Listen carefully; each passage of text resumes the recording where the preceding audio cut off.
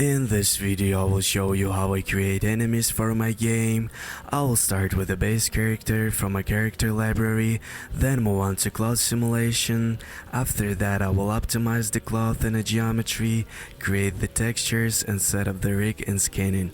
Once the model is ready, I will create the animation states and render the final sprites. Finally, I will import everything into the engine and set it up in Unreal Engine 5 so the character is ready to use in game.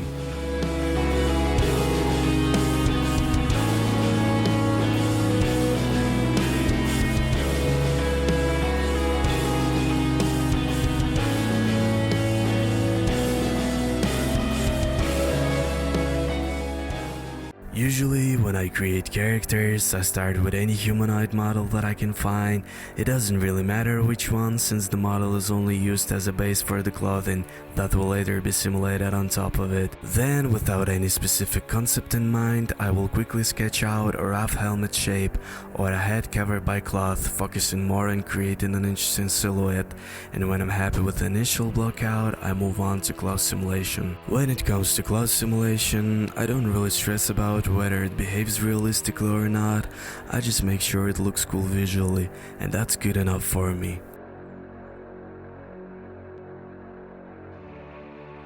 Then I clean up the geometry, removing artifacts that can complicate rigging and texturing later on. Once I'm done, I import final model into Substance Painter and begin the texturing process. First, I bake the ambient occlusion and curvature maps to then add extra surface details to normal map channel. After that, I export the updated normal map and rebake the ambient occlusion and curvature maps once again, using new details. This allows the generators in Substance Painter to capture much finer surface information, resulting in much more detailed textures.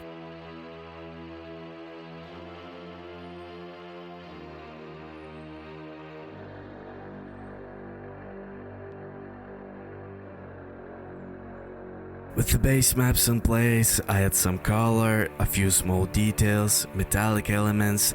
I also add dirt generator to make character look way more artistic.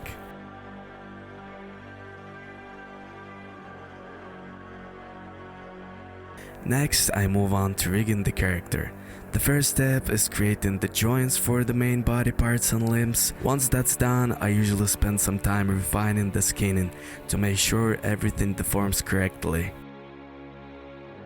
Since our character is wearing a dress, we can rely on auto skinning or auto rigging. That would most likely give us some messy results. Instead, we need to manually set up both the rig and skinning for the legs as well as for the dress. And this is important because when we start animating the character, the legs will naturally intersect with the dress geometry. To prevent that, the dress also needs to be rigged and adjusted manually so it can move properly along with the animation. Once the rigging and skinning are finished, I move on to animation. For a standard enemy like this, I usually need several animation states such as idle, walk, attack 1, attack 2, hit reaction, and death. I create them one by one until the full animation set is complete. At some point, I realized I had completely forgotten about the weapon, so I quickly put together a simple glowing dagger for the enemy. Before working on the animation states, I also set up 8 cameras around the character. This allows me to make sure the character doesn't clip outside the frame from any view angle. I rendered 8 different perspectives for the idle and walk animations, since those are the states that player sees from all directions. For the remaining ones, I only rendered the front-facing camera. Once all the animation states are finished, I render them and move on to implementing everything into the engine. The first thing I do after importing the textures is change the filter mode to nearest. This removes the blurry look and keeps the sprites nice and sharp. After that, I create the sprites from the textures and then assemble those sprites into the flipbooks. For this project, I'm using the PaperZD plugin for Unreal Engine 5. I open the animation source asset and add all of the flipbooks that I created. With that done, I can start setting up the animation logic. The first thing I add is a notify event to the walk animation. I place a make step sound event at the frames where the character's feet hit the ground, so the footsteps stay synchronized with the animation. I do something similar for the attack animations. I add an attack notify event, and when that event is triggered, it spawns an invisible hitbox in front of the enemy. If that hitbox overlaps with the player, the attack is registered and damage is applied. This way, the damage timing matches the animation rather than being triggered at a fixed interval. I also set the enemy's health, add UI icon, and come up with the name. The last thing I need to do is create a sprite of the enemy lying dead on the ground.